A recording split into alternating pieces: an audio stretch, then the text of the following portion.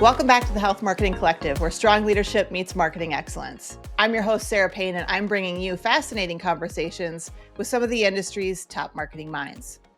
Today, we're talking about what it takes to motivate people to act. Anyone can attract an audience, but getting someone to actually engage with their health is the real challenge many of us face. And my guest today knows this better than anyone. Misty Ladner, Senior Vice President of Consumer Marketing at Wondr Health, has built her career around understanding what motivates people to take action, especially when that action involves their health. From helping flight attendants understand their insurance at 35,000 feet to designing digital programs that tackle obesity and chronic disease, Misty's work sits at the intersection of science, storytelling, and empathy. Together, we'll talk about what it takes to motivate people from awareness to activation and how marketing leaders can balance creativity, compliance, and compassion to make healthcare more human. Misty, welcome to the show. Great. Great to meet you, Sara. Likewise, thanks so much for doing this with me. I'm excited to dig in on this topic. I know it's one that a lot of marketing leaders struggle with, are passionate about, spend a lot of time thinking about.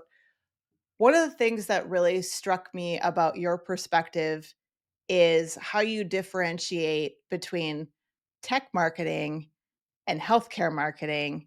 And you've said that in tech, delight drives adoption, but in healthcare, trust drives the relationship. What does that look like in practice?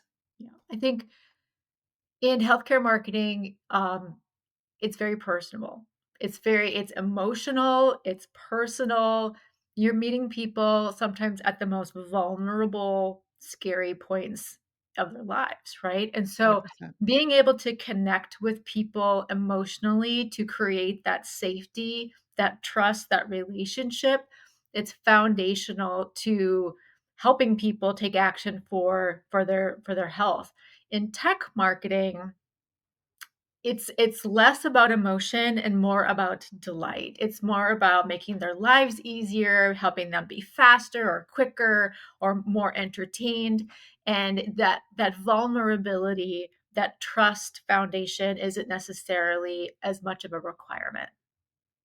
Can you talk a little bit about how you approach that in your role at Wondr Health and really thinking about building trust? And what are some of the things that you and your team are doing to build that trust?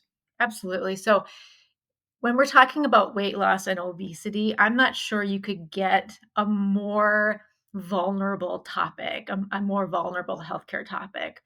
And being able to come at it from a place of empathy, of understanding, of thought leadership, um, to make that connection and to help people who have maybe tried and failed many, many, many times in Mhm. their lifetime. Mhm. Maybe they have lost and gained, in a cycle throughout their adult life. So being able to establish ourselves as a trusted resource for them. We've been around a long time. We have clinicians, we have health coaches, we have had immense success with helping people just like them and creating that mirror for them, Mm. being um, that we have helped people like you, we can help you. Here's the program to follow, and you can be successful with us. I love that. Yeah, there's something not every marketer has the fortune of having a I'll call it relatively targeted or niche audience, right? Where you could say with authenticity, like, we serve you, we get you, we know you, we've been down this pathway before with others who are just like you. Follow this, recommended path, Right. this will work for you too. And I think um, you're 100% right, right? Like that does speak to people. And I could see where that has been very successful for you all. Right, right. And it's, being able to point to the fact that It's clinically based. It's based in behavioral science. It's clinician led. It is not a fad diet. It's not a crash diet. It's not a diet at all, right? You Yeah. don't have to give up your favorite foods. This is all about teaching and enabling skills that will last your lifetime. It's not a quick fix, right? And Yes. people, I think, really, they're not looking for a quick fix, right? They're looking to change their lives, and they crave a solution that they can trust will help them be successful. It won't be easy, it won't be fast, but with Wondr Health, we can help you learn the skills and have the support that they need to attain their personal goals. Love that. How do you let's dive in a little bit more around this idea of engagement. Like, how do Mhm. you get people to not just sign up, but to stick with it, right? I mean, Yes. people, you're right, people want the long-term, lifestyle change. And yet, as a society, being similar in age here, like we've grown Right. up in this quick fix sort of mentality, right? And so there is a little, I feel like tides are starting to shift a little bit at the society level. There's an understanding that you need to be in this for the long haul. But how do you guys address that from a marketing perspective of getting people not just to sign up, but to stick with it? Right. Lots of different ways. So we are Wondr Health has been very much, as I said, based on behavioral science. That's our program is based on that. And in addition to that, we it's not just our product, but it's how we engage individuals that is also based on science. So behavioral Mm, economics concepts, gain framing is a big thing. Um, and making that a personal approach, so being able to understand an individual's motivators. Why are you, looking to lose weight? Is it because you have a chronic condition? Is it because you are aging and you want to get your health on track? Being able to understand why, get to the why of the individual, and wrapping that in not just to the product but to the marketing that supports the product and the consumer's experience with Wondr Health. In addition, intrinsic and extrinsic motivators. So again, getting back to the my why with the intrinsic motivators, but having an entire rewards component, a wraparound our product to mm. help people um, reward themselves for taking the specific actions needed to be successful and to help them reach their outcomes, their goals. Having that just be embedded in the product as well as the marketing component that supports that. Um, we've been very much focused this year in particular on getting to that one-to-one personalization and Mm. operationalizing that across the life cycle of our participants. So understanding again an individual's my why, building that or embedding that into their entire experience to help them be much more successful, but also taking that all the way through the marketing. So, understanding the message that resonates with an individual, the creative that resonates, the frequency of touch points, the channel that they most respond to, and being able to operationalize that into the future has been a huge focus for us looking into 2026. Wow. Yeah, kudos to you all for doing that. I mean, that's quite an undertaking, but a very thoughtful, customized approach that I'm sure is delivering from an ROI standpoint. And maybe we'll come back to that. But I'm wondering too how you may be leveraging AI to help support that customization process. Oh, that is 2026, Sarah. Absolutely. So, being able to operationalize at that one-to-one personalization level absolutely needs to be we need to be able to leverage AI. It's just that's the only way that we can scale that. So we are just kicking off. an implementation for replacing our email platform, which has a lot of the AI capabilities that we need that's attached to our product platform, and really creating that shared data set that we can get to that one-to-one personalization. So that's a major focus of Wondr going into next year. Awesome. It and you are, again, somewhat fortunate in that, they're engaged with your platform, and so they're sharing certain there are certain behaviors that they are exhibiting that you are able to then track, right? And monitor and create that very unique customized profile to them. Right. Um, what about the front end though? Like, let's say, before I sign up, right? When you Mhm. were trying to top a funnel, you're trying to get my attention, to get me to sign up. How are you looking at bringing that level of, you talked about that emotive component? What is their why? If you Mhm. don't know it yet, how are you guys sort of bringing that towards the top of the funnel when you may not know that level of detail yet about someone? Oh, that's a great question. So we leverage the data that we do have. So a lot of times we'll be getting eligibility files from our clients so we can understand some basic information of the eligible population. A big one, age, of course, gender is another one, industry. A lot of times we'll have industry, and understanding how those basic elements of data can help us craft an appropriate message for these different segments. So creating cohorts and customizing or personalizing the message and the imagery based on those cohorts to create content that appeals to those individuals, that gets them interested, that gets them educated, and really creates that awareness so that when an individual is ready to take action and start the enrollment process, that they know who we are, what we offer them, and that we have created that trusted relationship already to help them be successful in the product. Love that.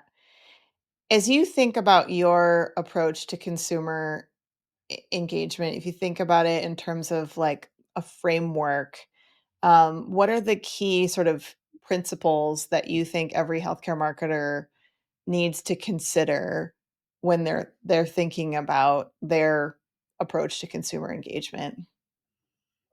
Oh, this is a sidebar one. Okay, so tell me more about where you're going with this one. So The framework for engagement or acquisition or engagement is what I was thinking. I okay. realized we jumped from engagement to back to acquisition, and now we're kind of back to engagement again. So apologies for that confusion there. But no, I was thinking engagement, and I was thinking, um, it doesn't have to be super formal, but it's more like advice, right? If you had advice for other health marketing leaders who are really trying to have an objective to focus more on engagement, where they should start or what they should be thinking about.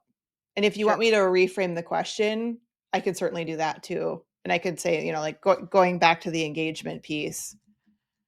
Sure. So I think that the framework that I would approach healthcare marketing to consumers is one, get the best data that you possibly can get to understand your audience, right? That's the big enabler to knowing your eligible population, your engaged population, and then be able to continue adding to those that insight of the individual. Knowing who you are talking with, speaking with, interacting with will help you craft content that resonates to the individual and creating that trusted relationship. Again, always going back in healthcare, it's about trust, right? You're talking with people, you're interacting with people who are allowing you into really vulnerable places of their Mhm. lives, right? And Yes, their relationships. And so creating that personalized the interaction will allow you to create that trust, which will allow you to create an engaged relationship with that consumer. I love that. What do you think is one of the assumptions or misperceptions marketers have when it comes to driving health engagement? Hmm. that it's transactional. Good one. Yeah. I love that. It's Great not point. transactional, Yeah. right? Your KPI cannot end at a open rate, a click rate, Mm, conversion rate, an adoption yes. rate, a retention rate, right? Yes. You have got to keep your eye on what the consumer's goal, the individual's goals are. If it's they want to sleep better, they want to live longer, they want to feel better, they want to feel confident, right? All of those things as a healthcare marketer, especially a consumer healthcare marketer, that is your end goal. And so you really have to balance the business objectives with the participants or the consumers' objectives Hmm. and hold those equal, right? If you merely focus on the business objectives, um, you will be doing a disservice to the healthcare Absolutely. consumer. Such a great point. I'm gonna personally go back and re-listen to this a few times. It's such a great point.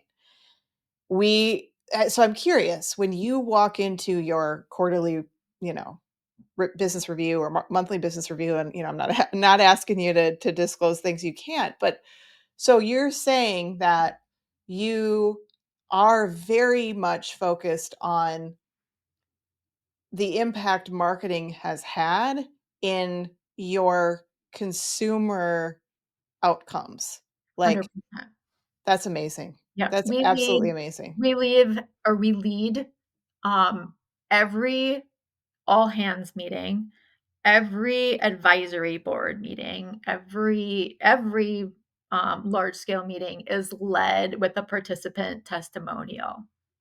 We always are that is our anchor, that's our foundation as a business, is to understand how our product, our solutions are impacting the lives of our participants. That is our North Star. That experience is tied to clinical outcomes, which are tied to business objectives and business outcomes, which are tied to our clients' business objectives and outcomes. So there is no silo between each of these um, segments of individuals. Everything is tied together with the core and the foundation of our consumer. I love that. That's so great. I wanted to talk about a specific story of one of your customers that I saw on social media. His name's Teddy. Mhm, And I noted in this post is someone who's lost 100 pounds mhm, with Wondr Health. And what I loved about the story and the post wasn't just this amazing, impressive number and how he's improved his health, but this just goes back to your point earlier. It was more about what he gained in energy and in joy. And there was a line in the post about like that's the real ROI of behavior change. And right. that's what really hit me.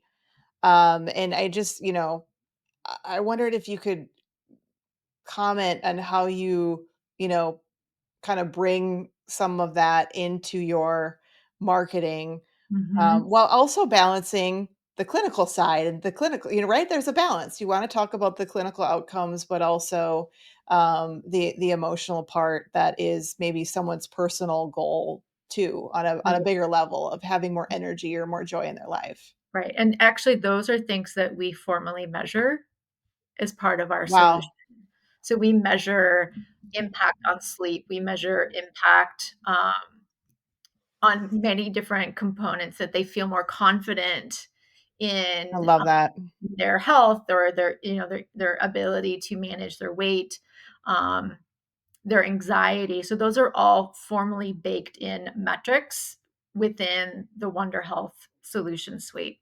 Wow, what a gift from a marketing perspective, right? Right, right. It's something that we can broaden how we relate to people and how we can fit within their personal goals of what they're looking to do with their lives and with their health. So being able to tap into, again, tapping into the my why, right? Usually an individual, yes, they want to lose weight, but it may not be the driving objective. It may be Mm. that they have a comorbidity, right? They have diabetes, they have heart disease, etc. That is their main objective, and weight loss is the mechanism for them to improve their health, to improve their compliance with their diabetes, or etc. Um, and so being able to have more in our toolbox to relate to these folks, it just makes it so much, easier to establish those relationships and to relate to them. Yeah, and it just unlocks a lot of richness from a storytelling and a content Right. perspective. What a dream, like I said, for you and your team. Um, I I noticed that you're certified in change management. And Yes. how does that discipline Mhm. influence your approach to consumer marketing? Mhm. And right? It's change management, it's behavior Right. change. Like, how are you sort of bringing those things together? I thought that was a Mhm. really fascinating um, background that has to be incredibly valuable to you in your role. Absolutely. Yeah, it really helps with the storytelling in how and what to serve up in terms of content. So, um, I'm ProSci certified in change management, and one of the methodologies is called ADKAR, right? So awareness, desire, knowledge, Mhm. ability, reinforcement. It's a very structured methodology. And so when you're looking at behavior change with consumers and health, and changing an individual's behaviors to achieve their goals, it's a perfect way to structure our content, right? So, top of funnel awareness that this is available to you, Wondr Health is available to you. It's part of your benefits. There's no cost to you. It's provided by your employer, and continuing that drumbeat of awareness messaging, desire. If an employer has an incentive tied to their participation in Wondr Health, talking about um, the percentage of weight loss that they can expect to see, tying in their other comorbidities that they might have, really focusing that on our cohorts, as that is the acquisition funnel. It just falls right in line to creating that desire of the individual. Knowledge, how does Wondr work? So getting into the nitty gritty of what they can expect. Ability, here's your enrollment flow. We talk to them in lots of different communication channels. They can enroll 24/7. We have health coaches that can help them if they get stuck. They can skip the insurance step if they have coverage through their employer or their carrier. And then once they do enroll and they have the success, keeping them engaged with the product, ongoing reinforcement, nudges, motivators to help them be successful. Love it. So great. You guys are doing so many things just so well, from where I sit and listening to you talk about this. But obviously, we all always have opportunities to improve, right? Mhm. And take things to the next level. And you've already talked about, adopting AI in 2026 as part of this, quest to improve customization, Right. and communication to these individuals who are using your platform. What else is on your sort of Mhm. wish list for your team and the organization? Having been down this pathway, learning a lot, what else do you all sort of want to stretch toward that you feel other marketing leaders could also draw some inspiration from in their own programs of how to take it to the next level? Yeah, I think what I'm really excited about coming up is enhancing the data that's available to us. So bringing in more of the elements from within our product, um, with what we learn of an individual through multiple different sources, and really creating a holistic identity of each person, a profile of the individual, and making meaningful use of that cohesive approach to omnichannel orchestration. So across push notifications, across SMS, across coach interactions, so the live services, um, across email, across print. So all of the different channels and our product, having that be orchestrated at the individual level and just uber personalized to help them move them along and help them be successful achieving their clinical goals. That's what I'm super geeking out about in 2026. And it's really hard as a marketer, right? Your data is all over the place. It's Yes. dirty. You may not get it refreshed as often as you want to. It could be siloed from data that's being generated from the product. And having the ability to have a total life cycle lens and be able to tap all of that data in a meaningful way is just really exciting. And being able to have the tools in place and the functionality in place to operationalize that, huge lift. Nobody does a great job with it. We're Right. all learning. It's really hard. But with AI and machine learning and putting the right tools in place, we can get there, right? We're making Yes. progress. Yes. We're moving the needle with establishing cohorts. Um, Now we have to take it to the individual level and stitch together all these disparate data sources and connect them with all of our marketing channels. Love that. No small feat, indeed, right? Always room for some improvements, but yeah, very impressed with the work that you guys are doing over there. I wanted to switch gears a little bit because I'm a Sure. huge fan of some of your posts on LinkedIn. For those of you who don't follow Misty on LinkedIn, you definitely should, because she offers these wonderful posts she calls OG marketing advice, which are wonderful little gems of wisdom, if you will. Hard-earned gems. Yes, hard-earned gems. I wanted to close out by sharing a few of those and just asking you to reflect on those a little bit. You've said, don't fall in love with your idea. Mhm. Why is that so important for marketers in healthcare today? Yeah, I think when you fall in love with your ideas, you become blinded to new information. And that new information could be that the path that you're going down is not the right path, right? You're So making a true. mistake, or you need to shift directions, or it could be that there's opportunity for optimization, right? When you fall in love with your ideas, you start going down a path and you don't slow down and you don't learn and you don't flex. If you're open to taking in new insights, you become supercharged. Yes. You can change directions, you can change your path, you get smarter, you get faster, and the outcome becomes more likely to become a success, right? Don't have Yes. your blinders on. Be open to being wrong. Being wrong Yes. is so fun, right? If you are open to being wrong, you're open to learning and you're open to doing it better, right? And we all want to be better. We all want to optimize. We all want to be successful. So be open to being wrong and be Love that. excited about being wrong. Great advice. It's that growth mindset, right? And I 100% agree with you on that. That's a great one. Let's look at another one here. You've said, be excited for the journey of getting smarter, which is it's kind of similar It's theme here, kind of similar. but a different question though. Mhm. What's something that you've learned recently that changed your perspective?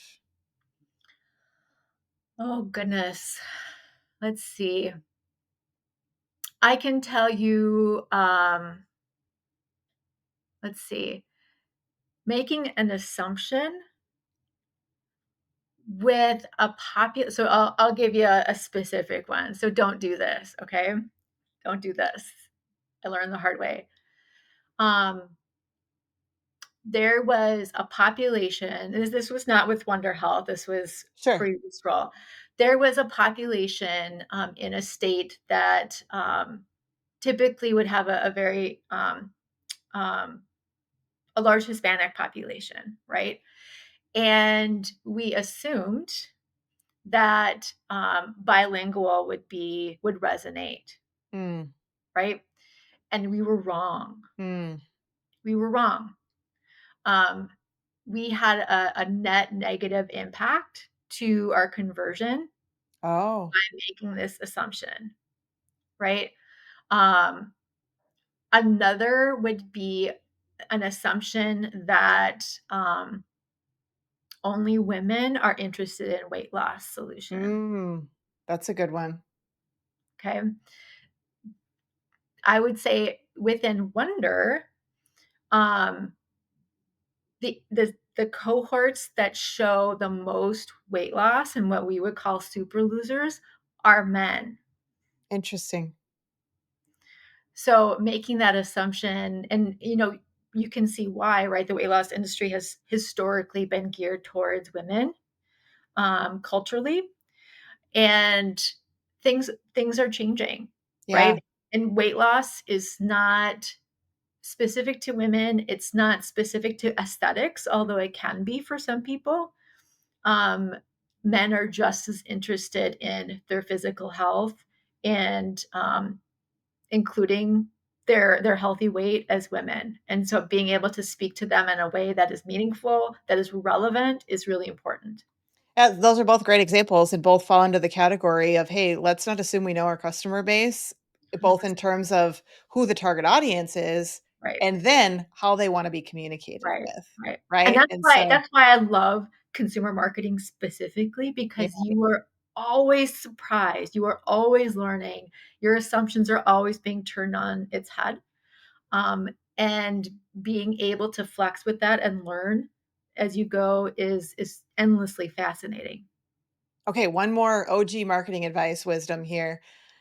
What's your advice to marketers who want to make a real impact on people's health, not just their metrics? Let's see, my advice, who wanna see their health. Um, my advice to marketers that wanna make an impact on people's health, would be to I gotta think for a second, That's Sarah. okay. Take That's your her. time. Okay, I'm gonna frame it.